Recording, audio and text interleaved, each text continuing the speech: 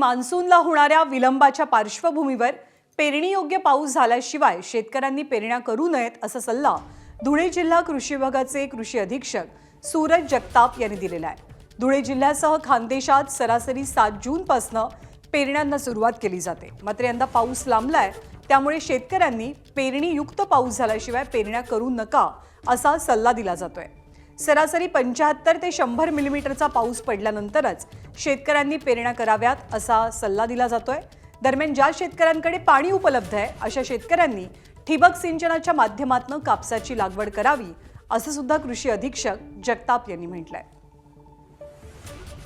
भारतीय हवामान खात्याचा असा अंदाज आहे की यावर्षी पाऊस थोडा लांबणार आहे।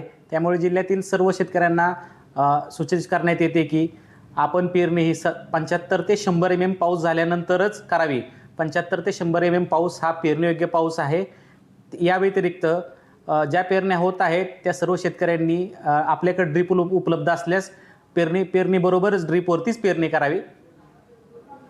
तसेच जिल्ह्यामध्ये बियाणे आणि खते ही उपलब्ध आहेत। कोणत्याही प्रकारचा जिल्ह्यामध्ये तुटवडा नाही आहे। शेतकऱ्यांनी पेरणीयोग्य पावसानंतरच पेरणी करावी, जेणेकरून जे आपण नियोजन केलेलं आहे खताचं आणि बियाणाचं ते आपल्याला योग्य प्रमाणे राबवता येईल। विहिरीला पाणी होतं, त्या पाणीवर आम्ही कपाशीची लागवड केली, म्हणजे इकडच्या सर्व शेतकऱ्यांनी कपाशीची लागवड केली। परंतु आता पाऊस लांबल्यामुळे पिकं वाढायला लागले।